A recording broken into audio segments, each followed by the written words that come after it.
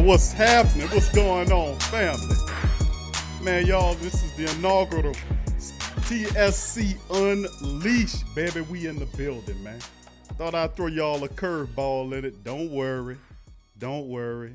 The sports coma we still doing what we do. We still doing what we do. Who that to you? Good to see the beautiful black and gold family members chiming in the live stream on it. TSC Q&A live, still doing it on the Tuesdays for our Patreon members.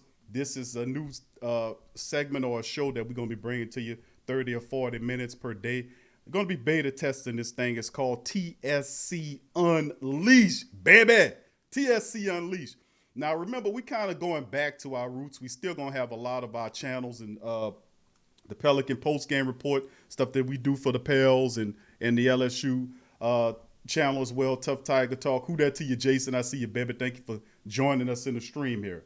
In this one, in TSC Unleashed, we're going to talk about a lot of different topics. We're going to still do our same thing, baby, on our regular show. But TSC is we kind of spanning out back to our roots when we cover a little bit of everything. We talk about basketball, football, boxing. We talk about it all. And in this one, we're going to cover a few. So without further ado, I'm going to bring in my co-contributor on this one here, and it's Mozzie 5 tuning in on this one. Mozzie, how you doing, my brother? I'm A-OK. I'm pretty good. I'm just riding the wave. By the way, fans, for everybody in the great think tank, I've officially changed my name to Uncle Mozzie at this point. So Uncle Mozzie. Oh, right. Yes, I'll be going by from now on. Just so you guys know. Okay, well, we appreciate you joining. Uncle Mozzie, I appreciate that, man, for chiming in on the stream today. And just to let, like I said, a lot of the family members know, TSC Unleashed, man, we're going to cover football, basketball. This is, there's still going to be the regular TSC show where we cover the Saints and all this kind of stuff. But just consider this just a branch of that Unleashed. You talking about the NBA, we talk about the NCAA, and NFL news, stuff like that. You know, kind of a vaster perspective on it as well. And originally, that's where the sports coma came out of when we was doing it all anyway, baby. So in this episode of TSC, the first episode of TSC Unleashed, fam. We're going to cover some NBA news. We're going to play some stuff here. I was listening to Skeletor, a.k.a. Skip Bayless, make some clown-ass commentary about Dame Lillard. Dame Lillard at Dame time. He was talking bad about the man, and we're going to play some of that. In response, Dame Lillard tuned in on it. I'm going to play a small snippet from Carmelo Anthony's podcast he got going on, play a little bit of that, and play some of Skeletor as he talks about what he's saying. Now, I'm going to give you my take on that a little later on as well. We also going to talk some NCAA news with the fact that we had the Pac-12 and the Big Ten. The Big Ten, both of these organizations have canceled their fall sports lineup. How do you guys feel about that as well? We're going to cover that, get into that, and see what some of the options are for some of those teams. Perhaps some of them would be eligible for those who don't want to opt out. Perhaps for a year, they might want to go to somebody else's conference. Is that permissible? We'll delve into it, take a look at it.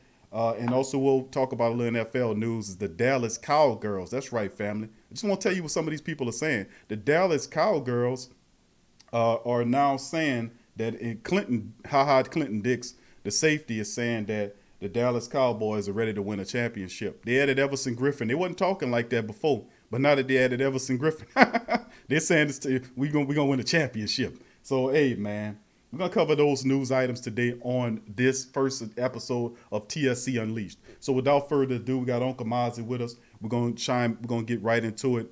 And we're going to start with some of the NBA playoffs. I guess we can get into that, Mozzie. And Portland is like one of the first clubs that you want to talk about because of how they've been playing. I mean, Phoenix, to me, remember Phoenix, we had this coach, the head coach of the Phoenix Suns is our old Pelican coach, Monty Williams, just to let people know that. And since Phoenix started, since they came back into the restart, they have not lost a game. They're perfect. So, I mean, that's unbelievable, the fact that they're charging into the rest of the season like they did. And we have a joke of a coach named Elvin Gentry who can't get a stacked team to win games. It's absolutely phenomenal. But the Phoenix Suns, man, the Phoenix Suns did look good despite the fact that they didn't make it to the playoff. Portland and Memphis did, but it's still commendable that they got those guys actually had that kind of outing. Big ups to you, Kevin. He says, "Q, you you on every day, bro. Putting in work. We working, baby. We working." GNK, please hit the like button to the family members chiming and tuning into this one here. Now, without further ado, Mozzie, I'm gonna spin this one, man. We're gonna talk about the Damian Lillard situation, how there was a beef between him and Skip Bayless, and what Bayless said a few days ago about it. And I had to touch upon it, what he said. And let's play what Dame Dash. I keep saying Dame Dash. That show you how old school I am. Dame Dash. But anyway, we're going to play that, man. This is from Carmelo Anthony's show, What's in Your Glass. And he'll talk to Dame Lillard about exactly what the hell went on between him and Skeletor. So we'll tune that up. Here we go. Mates really know me. They just know if they hear Damian Lillard, they're going to be able to point me out. They're going to know, but, like, they don't know Dollar. That's why they call me. When they see, like, if you see me out, you're going to be like, hey, Dollar, something. Right. And if I see somebody that I don't know like that, they're going to be like, hey, Damien, or hey, Dame, or whatever. No, like, they gonna call you Damien. They don't know. You know what I'm saying? No, that's real, man. Let's I got a question. Somebody, let me see. By the way, somebody said Dame is a real mature man worthy of superstar status. Preach, Dame. Bro, I don't care about that either, bro. I had to get on Skip Bayless' ass earlier today. Hey, what happened? You did something else, man? Who you said something to now? I ain't do nothing, nah, bro, because he was. I don't even know. I just lost it, bro, because he got on Twitter today, and I just happened to see the tweet. He was like, I don't know if I'm buying Dame time, and he's not a superstar, and it made me mad because I don't care about who's a superstar and all that. What does that even mean, bro? Right. We just had this conversation the other day, bro. Yeah, like, what does it mean when y'all say this guy's a superstar or this guy's not a superstar? Like, what's the criteria for that? Like, what is the criteria for being a superstar? Is it how popular you are? Is it like, because if you win a championship, you're a champion. Right. If you win an MVP, you're an MVP. If you're an all-star, you're an all-star. But, like, what is this superstar y'all keep throwing out or not? Like, I don't understand. I don't really care if he considers me that or people consider me that or not. But, like, hold on. Not to cut you off. Where have I been at? When is all of this going down? It was today, bro. So I just saw the tweet, and I basically told him, I was like, bro, I don't believe in nothing about you. You a clown, basically. And then I was just like, you the same person who I had a private conversation with, and he backpedaled the whole time, bro. He didn't stand on nothing that he said when we was on the phone. He just was like, I could just really make him look bad right now, but I ain't gonna do that. But he backpedaled the whole time, bro, on the phone. But why would That's a portion of it, and I concur with Dame on that, with Skip Bayless.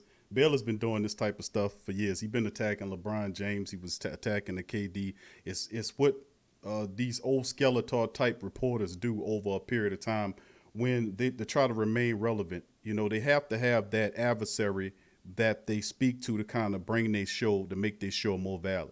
You know, and like I said, man, the guy is his opinions, to me, I don't really agree with a lot of stuff that he says. He's really milquetoast, and he's really just effeminate to me, and I really don't respect what he got going on over there. But for years, even with LeBron James, and I'm not the LeBron James fan, but at the same time, I did realize that LeBron James was worthy of having some credit. He won a championship, and when he won a championship in Cleveland, the guy still was hating on him.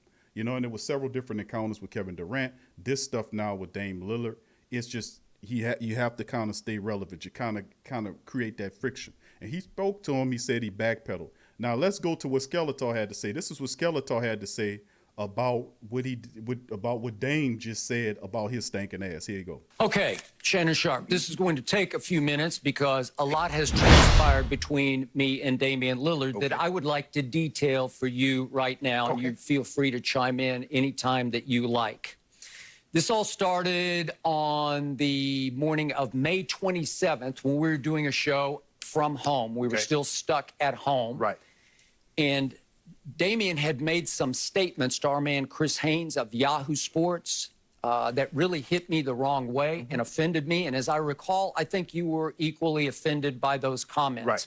Because Damian had said he would go to the bubble, but unless the NBA could devise a format that would give them a chance to make the playoffs, he was going to sit on the bench and watch these bubble games if he didn't have a chance to actually make the playoffs. Correct. I remember. And I was offended because his team was 29-37 at Right. that point.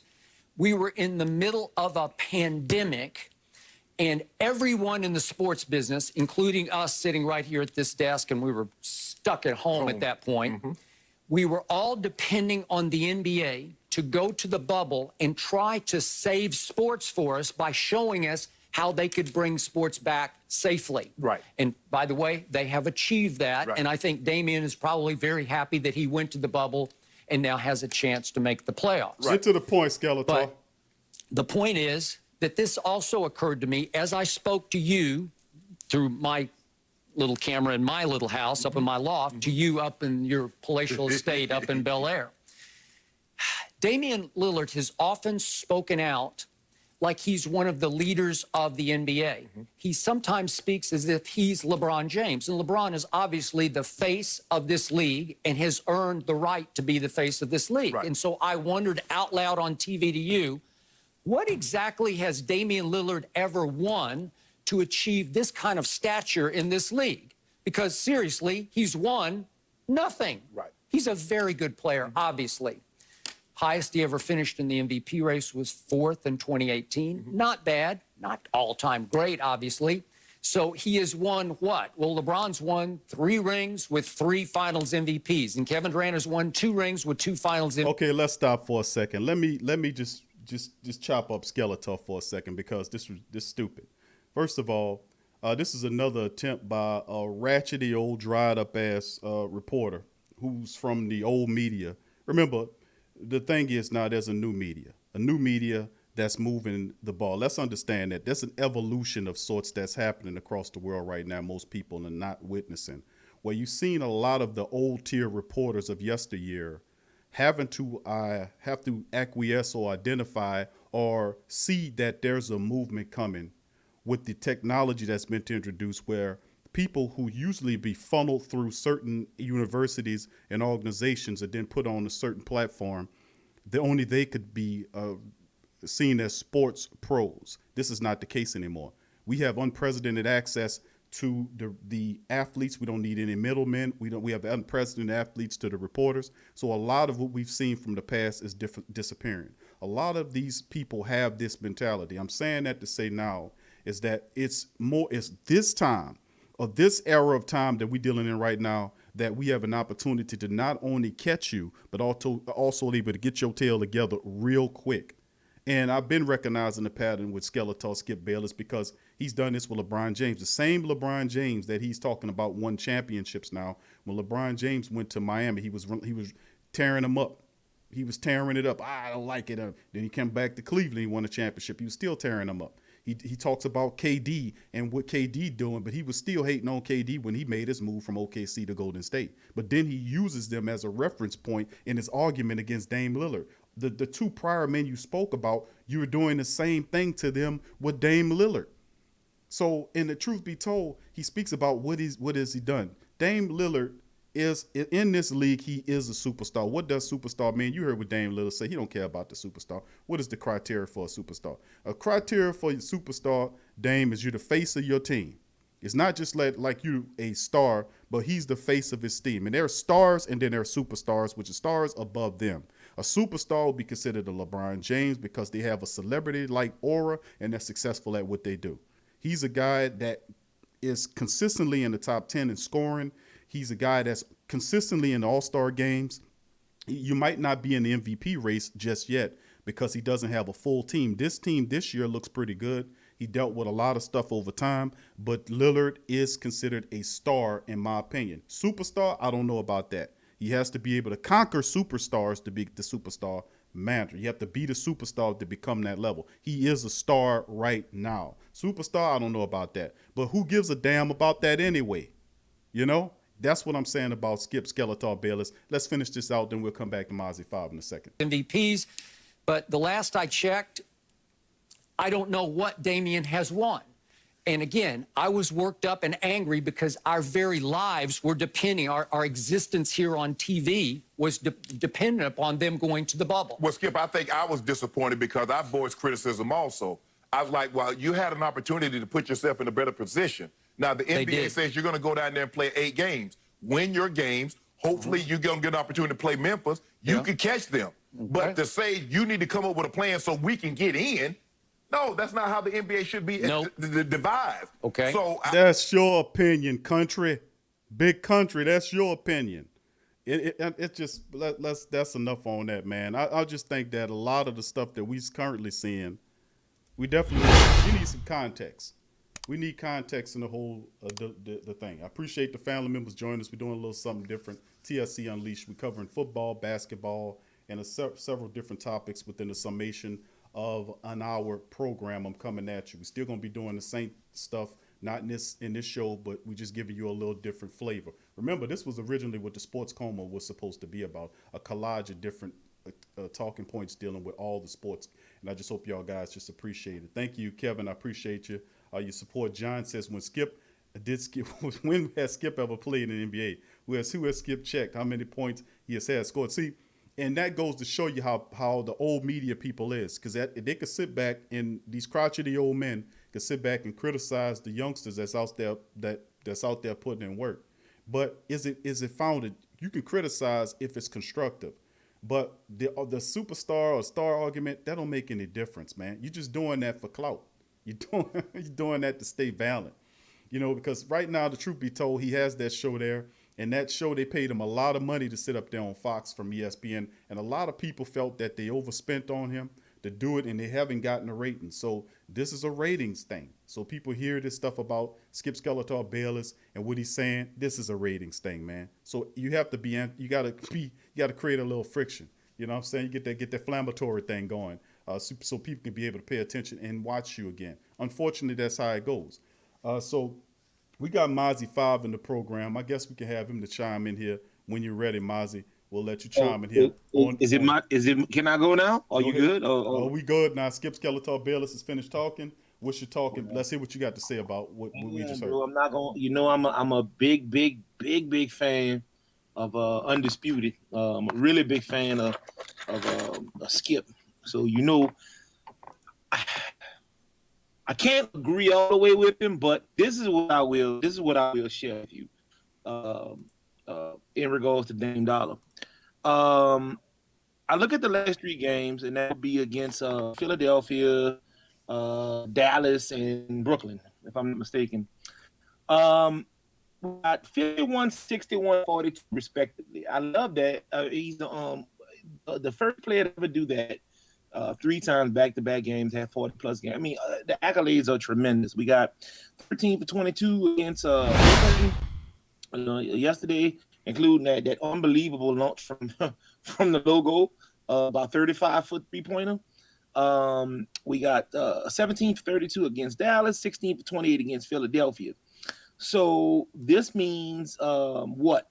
Well, we got 44 minutes, 41 minutes, and 40 minutes. So he's playing about 5 to 8 minutes more per game than he played during the regular season. I think the regular season he was about 35, 36 minutes a game, 37 minutes a game. I think over his career, he's probably 35, 36 minutes. And why I bring that statistic up is for him to play out of his mind like he's playing right now. He's got to play at 8 minutes. That may not sound like a lot to the avid fan, but you have to understand 8 minutes in basketball time is an eternity.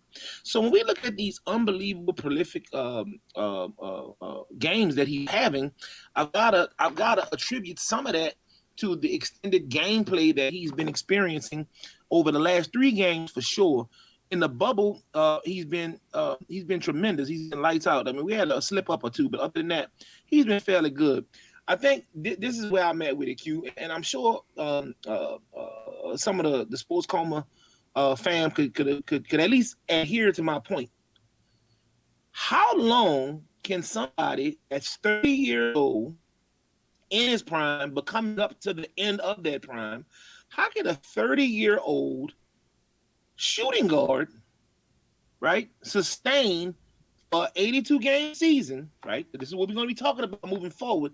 Now that we're going to cross over into superstar status, which a lot of people have crowned him, how can a shooting guard maintain 40 to 45 minutes for 82 games and put up 40 plus points every single outing? Because that's what this team and this guy has had to do over the last 3 games just to win it. If you look at last night, obviously it wasn't the 61 or the 51 that he had before, but if you look at last night, the top performers last night, Lil had 42, 13 for 22 from the field. He was 8 for 14 from 3-point range, which again, as a head coach, I'm beat my head up against the wall. I understand that he's been known to do this and he's synonymous with doing this, but in tight games like that, those type of unorthodox shots will kill you. Definitely some of the other coaches around the league, when you look at somebody like Popovich, or you look at some of the other coaches around the league, they're not gonna adhere or stick to guys shooting 33-foot 3-pointers. So I go to last night. Dame had 42, CJ had 25, Nurkic had 22, Whiteside was 16, Gary Trent Jr., you see what I did there? He had 16, Gary Jr. put up 16, and Melo put up 9. Okay, so Gary Jr. was a non-factor for 60 games. But he usually, he was a non-factor. But he usually pretty productive, though. It's so usually pretty productive, but the bubble production and pretty productive is 2 different productions. Yes. If that makes sense. 7-8 points a game and 15, 16 points a game, especially when 4 were from the 3-point range, and he gave you 2 steals, that's pretty impressive, especially from Gary Jr. Now, obviously that's the third man they found, but this team is built around 2 guards, Dame and CJ. In this league, in that conference, when you're going up against AD, when you're going up against Kawhi and Paul George, I mean, these are the type of superstars and big superstars. Got to remember, these people I'm talking about, although they're not classified as bigs, these people are 6'7", 6'8", 6'9", 6'10", right? So you're not playing traditional big. You got a 6'4" shooting guard, 6'3" shooting guard, that's left to carry the entire torch against these people, against the LeBrons and the Kawhis and the ADs and the Paul Georges. I mean, I just don't see it. This team to me is a poor man's Houston Rockets, if you will. You got 2 guards that are CJ is above it. He's above average to good. Dame, you got to give him star crossing over to superstar. But when you look at Houston and the small ball lineup they've gone with, their 2 guards are phenomenal, and they can't even pull it off at that pace 82 games, which is why they've fallen how they've fallen. Well, I mean, but Portland, if I can interject, Portland, 2 things. Number one, people asking, Dame Lillard asks, what is a superstar? Literally the definition of superstar is defined as a high-profile and extremely successful performer or athlete. So by that definition, you would definitely classify him as a superstar according to the definition of the term superstar. Now, the second yes and no. I think his rebounding is a little to be desired. It says extremely successful at what you do. We could say that Dame Lillard is extremely successful at what he does. He is. He's consistently on the All-Star team. He's consistently one of the top 10, top 15 performers in the league. So according to the definition of the term superstar, I would say Lillard definitely fits it. Another thing, let's not to cut you off, but let's move into the talk about the playoffs. Okay, you made mention of the fact that we talked about Lillard. Lillard has climbed and has gotten Portland into the 8th seed. They've pushed Memphis down to pretty much the 9th seed. Now they're in the direct head-to-head competition for them for the final spot. Mhm. And odds are favorite. They should be able to beat Memphis and take that 8th seed, which will put them in direct competition with the Lakers. We're not expecting Portland to advance past the Lakers, but I'm expecting A them lot to of have. people are though. A lot of people are. I wouldn't go there. But Lakers are sitting I up don't there. know. I got the rankings on the screen. Now I got the Western Conference standings on the screen. The Lakers, the Clippers, the Nuggets, the Thunder, whom a lot of people didn't pick the Thunder to be in the playoffs at all last year. They put the Pelicans in there. So how wrong were we? Rockets at 5, Utah at 6, Dallas at 7, and then you have Portland and Memphis for the play-in. Now, if you now going to the East quickly, we'll bounce back to whatever point you want to go. The Bucks at the top, they're 2.5 games over the Raptors, Celtics, Heat, Pacers at 5. 6 is the Sixers, Nets. Orlando is faceted at the 8th position as they'll take on the Bucks once everything get going. Now, now wherever you want to go with this, let's go into it now. What's your next talking point? Because I hear you with the Lillard, but and I don't agree with you about McCullough. McCullough is more than just good, just above average or too good. I think he's a lot better than what you're giving him credit for. I mean, not credit for. From good, though, Q, you would have to transcend from good to star. And I don't think CJ in this league is a star. When we think about star players, not superstar players, we got to go to the Chris Pauls. We got to go to the Pat Beverleys. We got to go to the Kyle Kuzmas. We got to go to the DeRozans. We got to go to, I mean, so you see the caliber of player that you consider star. You see, so you can't put CJ in the same line of fire with those guys. At least I can't. So there's no way that I can graduate McCollum from a good player to a star player until he's done the things that the Chris Pauls have done for the team. The Chris Pauls have done, the Kyle Kuzmas have done, the Patrick Beverleys have done. When he can do those things, he can graduate up to star. Because if I'm a GM right now and I got an option to take Pat Bev or CJ McCollum, guess who I'm taking? You understand what I'm saying? McCollum. So I'm not taking McCollum over Patrick Beverley. Come on now. Stop, man. Come on, man. Come on. Would somebody please chime into the comments and stop this man? I'm not taking CJ McCollum over Patrick Beverley. I'm just not. There's nothing wrong with Portland.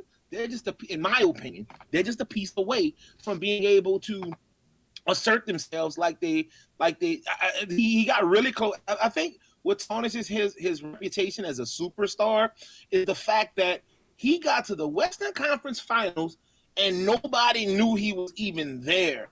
That's how quickly they got swept and were out of there. And all the games were fairly close. So if it's really Dame time, like everybody seems to believe it is, why didn't it happen there? What I think this is a Portland team who we very rarely get to see televised games from because they're not in a big market. They're not putting up 50, 60 wins a season. They don't have these mega social-like superstars on the team, so we don't get to see a lot of them. I think what we're seeing now is a pretty good Portland team referenced against the background of a lot of teams that have nothing to play for. Okay. Go ahead. No, I just this popped into my mind. You were saying that's Portland he's playing in, bro. It's Portland. I mean, it's not like it's a media capital of the world. If Dame Lillard was drafted by the New York Knicks or the Los Angeles Lakers or a media capital players, he would be a lot larger and people would know him more because I think of people is calling him saying he's not a superstar because he's not as known as a LeBron James or Anthony Davis or something like that. That's a different thing altogether. Had he been drafted into a place, say, for instance, like a New York where he would have gotten that exposure. And on top of that, this kid came out of Weber State. So it's not like he came out of some big illustrious school or he had automatic following from his collegiate days like a LeBron James, like a Zion Williamson that followed him from college into his new career. He didn't have that. Right. He was a relative unknown except for people who really knew ballers. Lillard had to gain that respect on that level in a city that's not known to be a big media town. And I think he's done pretty good. Trying to kill that whole argument decade, 20 years ago. But he has taking a small team, but he's averaging 30 points a game this entire season. So I mean, yes, he is, but he's primary. He's a primary shooter. So you got that's it's not like that's not a but his originally his game was to shoot the 3-pointer, but he's become much of a penetrator and a disher of the ball. He's developed into an overall point guard. You know, he I has to work. understand that. He has to work on his defense a little bit more, but A little bit. he has to work A on his. little He's gotten a lot better on the bit. defensive end. To be honest with you, I'm just keeping it real with you. Now let's Okay, move forward, Ray. You can make your point on that. Then we'll move into our prediction of the playoffs. Okay, well, I'll tell you what.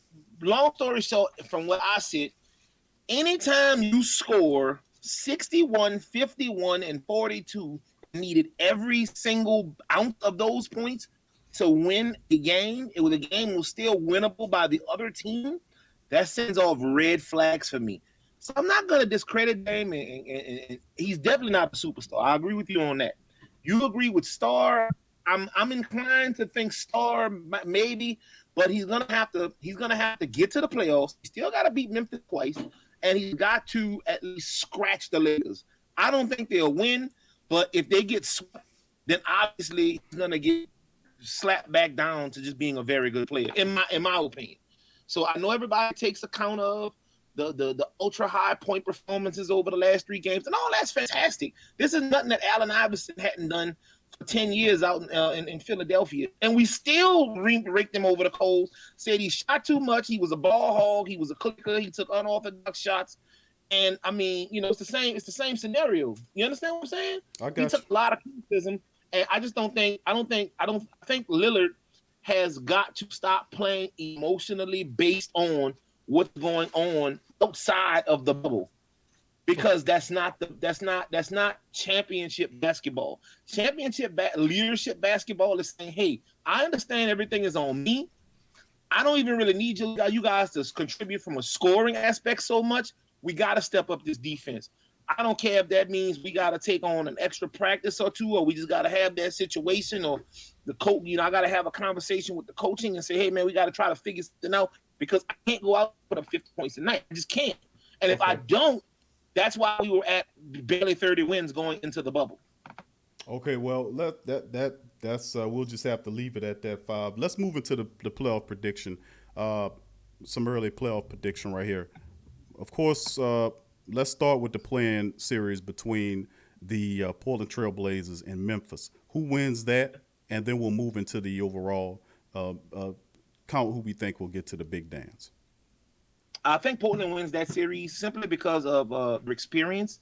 I don't think that Memphis is experienced enough, and I definitely think because they're so young and inexperienced, and their main offensive weapon, or their main weapon period, is a rookie.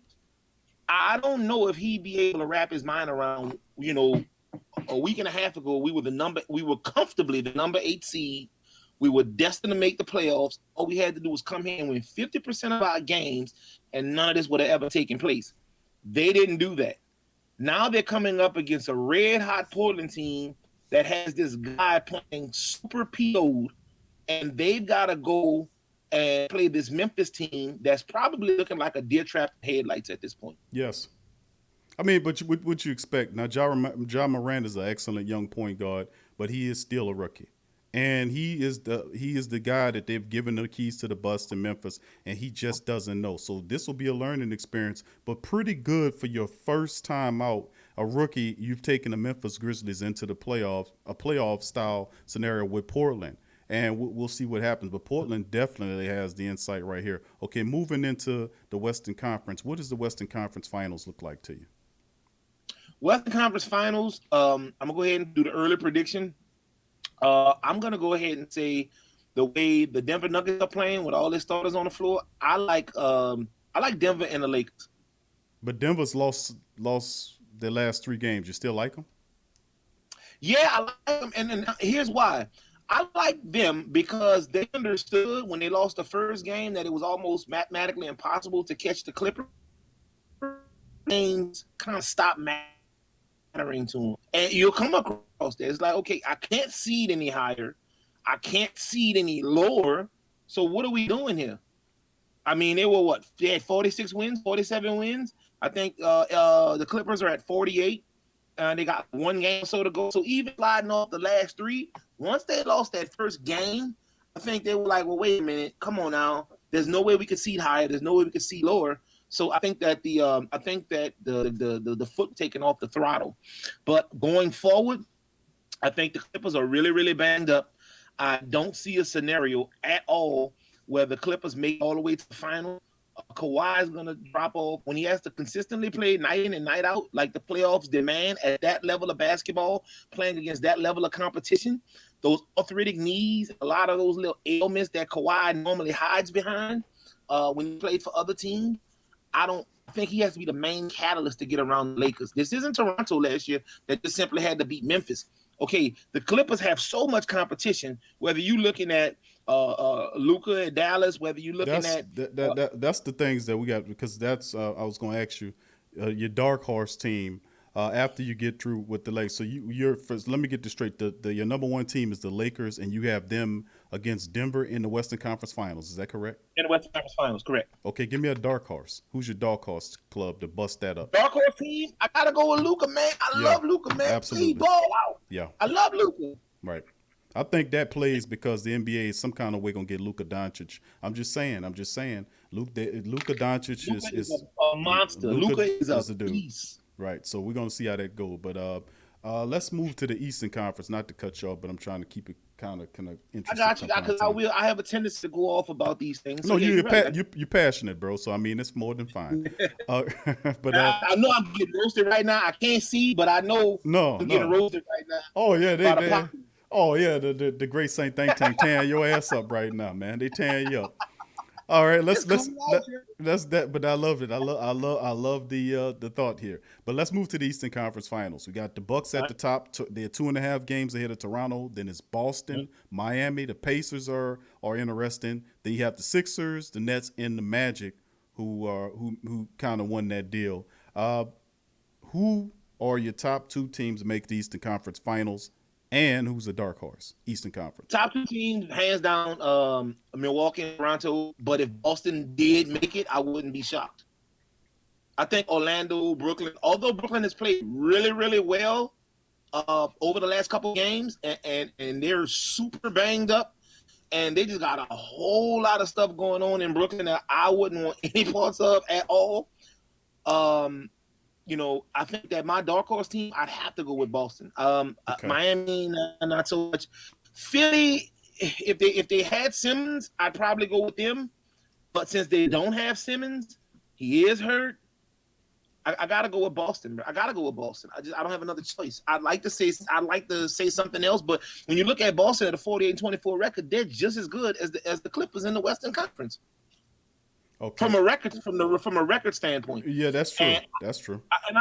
I like Boston. And again, this is not one-offs. So it's not like the NFL where I beat you for one game and it's over with. That's not what this is. In a 7-game series, I think that Boston is going to could give any team a really, really difficult time trying to win. Okay, so the two top teams that makes the Eastern Conference Finals, in your opinion, is the Bucks and the Raptors? You going with the Raptors there? I am.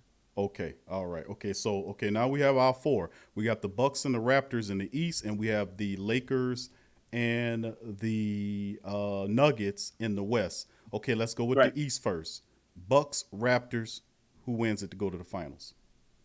Bucks, Raptors, 7 games. I think that the Bucks taking in 7. Okay, Bucks in 7. Okay, going to the West. Lakers, Nuggets, who gets that? Lakers, Nuggets. I think the Lakers taking in 6. I wouldn't be surprised if we went to 7, but I think the Lakers definitely take it in 6. They got the Lakers have some serious defensive issues. They got some serious closeout issues. You got 2 superstars that neither one of them like to close. So I guess that role would be allocated down to Kuzma, right? Am I right? Well, I think playoff LeBron is a little bit more aggressive than regular season LeBron. Let's just I gotta go off of what I see right now. You're saying now. I'm saying playoff LeBron is a different dude than regular season LeBron. Year 17 playoff LeBron, 35 years old, couple injuries. Didn't make the playoffs last year. He's playing for legacy. He's playing for legacy, and he has a really good teammate, and Anthony Davis, who's playing for big blue chips. That's why he went to LA. He wanted this moment to be able to play deep in the playoffs. This will be his first time he's ever gotten that far into the playoffs, and he'll be excited. So But let me ask you a question. LeBron and Anthony Davis, if healthy, they should be able to move this team in the right direction. What Plus, they got rock? the help of the NBA as well. What rock does AD climb under in the fourth quarter? Why would he need to climb under a rock? I mean, that's evidently what he does. I got to call Ghostbusters or something because he's invisible. I don't see him in the fourth quarter. Haven't seen him in the fourth quarter of the last 3 games. Okay, let's look at that. Okay, now that the Lakers, okay, you have the Lakers beating the Nuggets in 6. All right, they're moving on against the Milwaukee Bucks, so that's a really good finals matchup. The Lakers, Bucks in the finals. What happens? I like the Bucks taking them in 7. I think the Bucks are just a much more well-rounded team. 6 or 7. I like Milwaukee. Milwaukee Bucks wins. This will be the first time since when? The 80s? Not the 80s. The 60s or 70s. I think it was the 70s the last time they won a championship. It wasn't with Lou Alcindor. They won. I think they won another one with. I'm gonna have to look it up. It's been a long time since. You got the $40,000 worth of computer technology in the studio, so I'm sure you'll be able to find it. All right, so Bucks and over the Lakers in 7. That's interesting.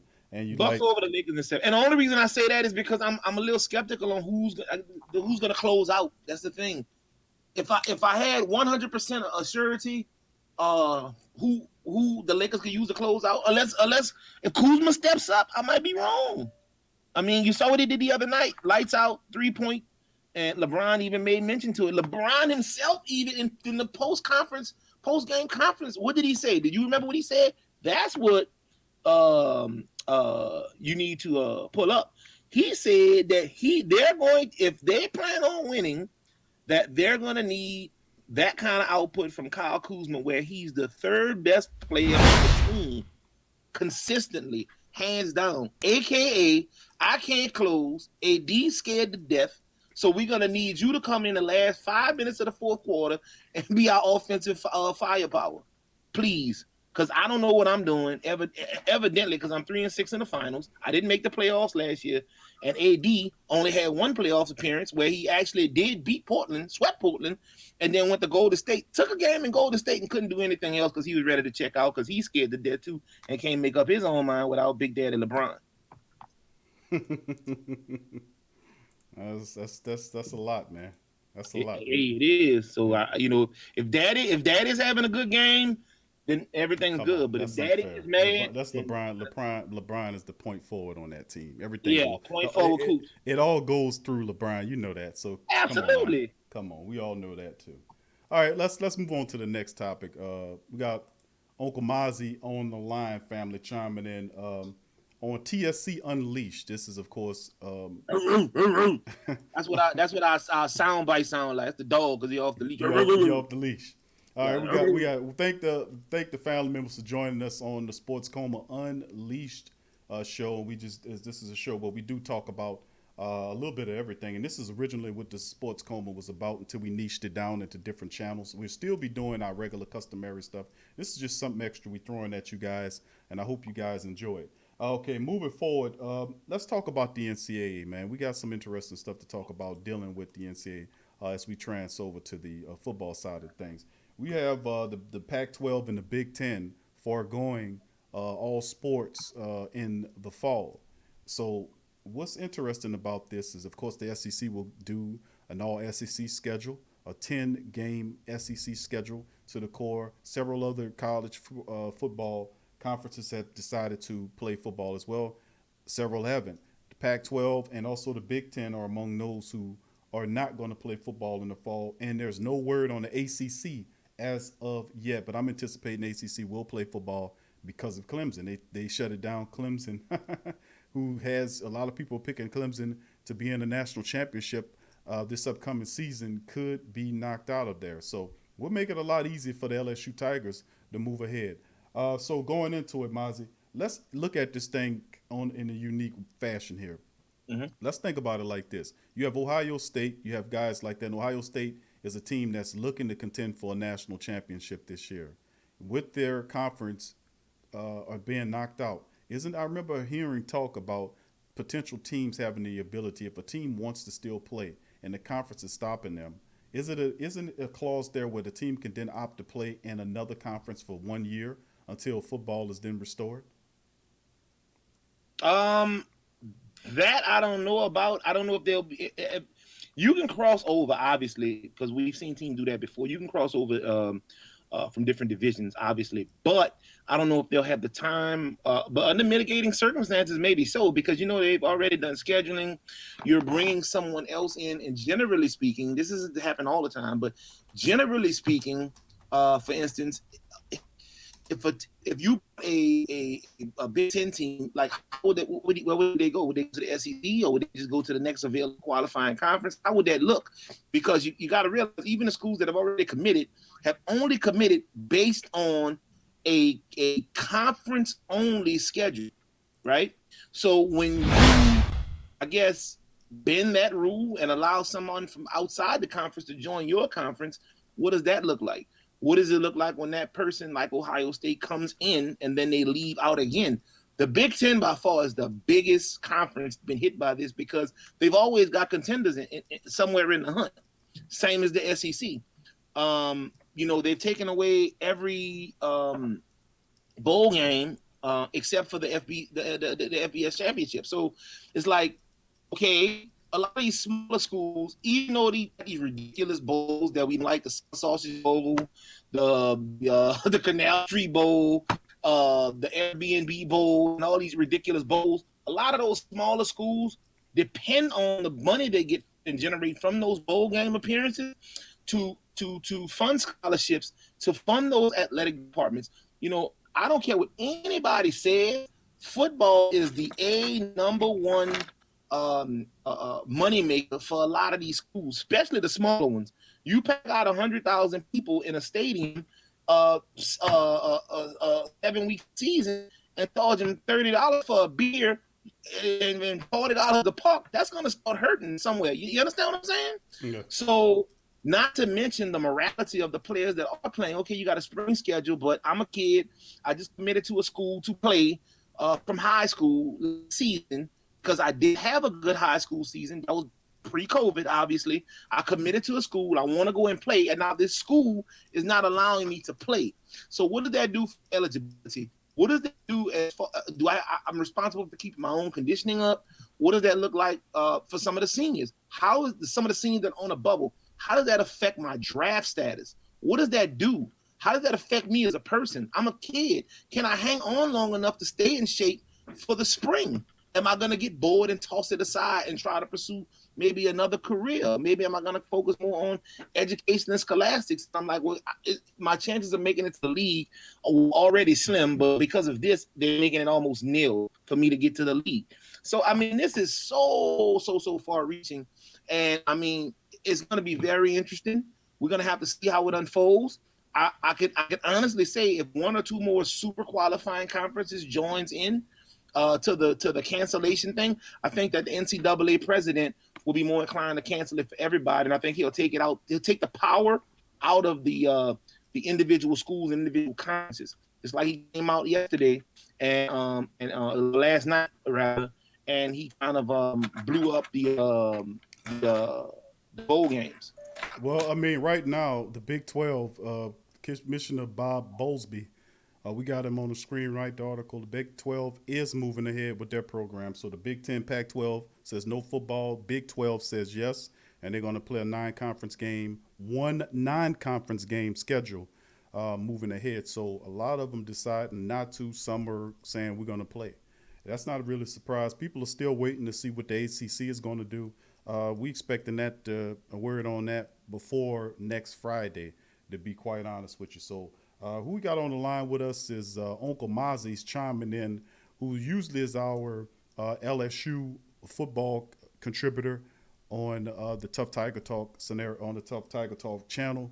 He's joining us for this inaugural, our first TSC Unleashed show, when we cover a little bit more than just the Saints. We're going to always do our regular TSC shows, so don't fear. We're just doing a little something different from the family members throwing it at you. Remember, like I said before, the Sports Coma originally covered all things in one show format. If you originally go back to our older shows, you will hear that as well. So we're just kind of going back to our roots, as it were. So it's going to be interesting to observe college football. Many conferences opting out, many conferences saying we're going to move forward with it. And man, we're going to see how this thing goes, man. Bottom line, it's going to be tough moving into it next season, man. Okay, let's move on to our next topic to discussion. We're talking about a few things that's happening in the NFL world. Yesterday, you seen Kels get that big fat contract. He reset the tight end market, as they say in the article. Highest paid tight end in the game right now for the 49ers. And of course, the thing I really want to touch upon is the fact that Clinton Clinton Dix, who's a former Alabama defensive back who was with the Green Bay Packers, the original era, are saying now that the Cowgirls are ready to win a championship, as you can see right there, saying that they're ready. Now, they wasn't talking like that previously, but now you got the addition of Everson Griffin to the fold. Dallas is smelling itself right now. And you can see right here, family, I just want to show you what they're saying. There's just nothing wrong with knowing what they're saying. Quote, we want to win a championship, says Clinton Dix said Friday per The Athletic. He said, that's why we're here. We're ready to win a championship. Now, he signed a one-year deal with the team early in free agency, but the most of the talent from that underwhelming team remains with a few additions. Defensive end Everson Griffin became the latest this week to sign on. They also have wide receiver high-profile CeeDee Lamb, who will play opposite of Amari. And remember, the additions of Mike McCarthy is there as well. And, of course, the new defensive coordinator is Mike Nolan, who's our former linebackers coach. So a lot of these guys are feeling themselves and saying that the Dallas Cowgirls are ready to win a championship, and they're smelling themselves because of the addition of Everson Griffin. Mozzie, I know you want to chime in on this as well, but this is some of the stuff that we got to deal with. You're talking about the stinking Cowgirls and how they feel about it. And Everson Griffin signing will be instrumental. I'm telling y'all, it'll play a serious role. Even though some people say, well, we ain't get him. It's all good. We're going to move forward. Listen, I'm going to tell you something. This was one you should have got right. This is one you should have got right. You never want to let an impact player, if you can help it, go to a rival team. You never want to let that happen. And besides, you have a need for him at $6 million when you're playing Nick Easton that money. You're paying Nick Easton, a guy who you don't need, $6 million, and Everson Griffin could have really helped out on the end position, as we have injury-riddled players who consistently get hurt at the position. So that's an interesting thing here with the Dallas Cowgirls. Was saying also the Texans announced there'll be no fans at the home opener as well. A lot of people is opting to do that, moving their fans away as well. And it's crazy, man. It's really crazy to see what kind of season it is. But we're going to maintain and watch and see exactly how things go as well. So just I wanted to show that with you guys about the Cowgirls, who really vibing on Everson Griffin right now. They're really vibing on Everson Griffin right now. How about that? How about that indeed? Okay, family, I appreciate y'all for joining us here on TSC Unleashed. We covered quite a few topics. We talked about the NBA playoffs. We covered Skip Bayless' thoughts on Dame Lillard and Lillard's thoughts on Skip Bayless. We gave some insight on that. We also talked about NCAA football today and what some of the power conferences are doing and not doing. We also covered some of the NFL news. The Cowgirls feeling pretty good about Everson Griffin, and I ain't mad at him, because I would feel pretty good about Everson Griffin if I would have landed him on a one-year deal worth $6 million.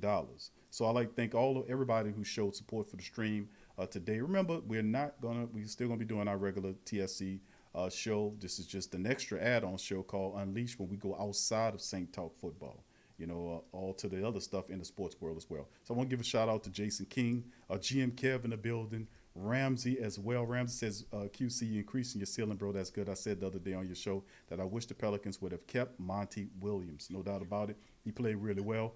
Who that nation, who that to you as well. Big ups to you, John Thompson, as well. Good to see you in the chat as well. GM Kev says, I like this Q talking about all topics and sports. Thank you, GM Kev. I appreciate that. As well, John says, when did Skip ever play in the NBA? Joe Gidry, what up, Joe? Good to see you in the chat. He says, Mr. Good Show. I'm not gonna let him get on Skip, man. Skip is a world-class marathon runner. He's he sure do run a lot. He damn sure run a lot. According to Dame said he almost fell on backing up. So Trail. Skip got on TV and said he wanted him to come in the studio so they can have this debate. Please, so he can back up in the studio. You can see him. Oh no, he got Shannon there in the studio. Skip. Yeah. Shannon ain't gonna let nothing happen to his cash call. Shannon gonna steal the Dame Dollar on set. He would spill Dame. Yeah, Shannon would have definitely spilled Dame Dollar. He would turn Dame Dollar into loose change. Let's put it like 50 that. cent. Yeah, Dame Dollar and the 25 cent. Right quick behind Skip. Right, so John says New Orleans should have drafted Lillard instead of Austin Rivers. Can you imagine a team with Anthony Davis and Dame Lillard would have put New Orleans on another level? I think Dame was taken 6th overall that year, if I'm not mistaken. Austin Carr was 11th, I believe, because Austin Rivers was 11th, I think. After he was outside the top 10, Lillard would have been gone. So Anthony Davis was taken 1st overall that year. Lillard was number 6, and the Pelicans, at the time the Hornets or whatever, they didn't pick him up until after the top 10 pick, because you had those two, and boy, that was a bad move getting Rivers. That was terrible. Austin is royalty though. That's the thing. You always gotta equate that. Yeah, royal flush. Yeah, it's royalty. Royal flush. Flush him down the toilet. John says, let's see. Javier, good to see you as well. Big ups to you. Kevin says they throw Clemson in the SEC with Ohio State. That's what I was thinking about, man. It's like, okay, if you're not going to allow us to play football, our university wants to play football. Would it be a situation? Because that was something that not only, I had the idea. It's like, okay, what if some of these conference teams were allowed to opt out of their agreements because there is no football to play in a conference that allows football? So be looking for that, because it'll be a way as well for the conference, for those teams to still be able to move forward. And it affects the athletes as well that's committed to these universities, like Uncle Mozzie chimed in on. All right, Pelicans Nola says, who that Q and the fam also let everybody know Everson Griffin just signed with the Dallas Cowboys. We covered that earlier in the week. We covered that ad nauseum. We had several shows. We talked about it last night, the night before. So we've been talking about it, and it is also a very terrible thing. As I just showed you the article from the Dallas Cowgirls, as they are feeling themselves talking about Super Bowl. I got a cake bake for the Cowboys. When you bring their name up and let me go, you take me unleashed off the leash. I got some choice words for the Dallas Cowboys and the owner. All right, we're gonna have to cover that at another show. But once again, I thank you. I thank y'all for joining the first edition of the Sports Coma Unleashed, baby. Please. Unleashed. So we'll be doing many of these in the future. If you have any ideas of stuff that you want us to cover, we will cover them as well. So it's a 1-hour show, 45 minutes to an hour show, and we'll be covering that. So please hit the like button. Please feel free to support this. And, of course, share the links in your social media. From me and Uncle Mozzie, I wish y'all have a very good day. Peace. Who that to you, and we out. We out.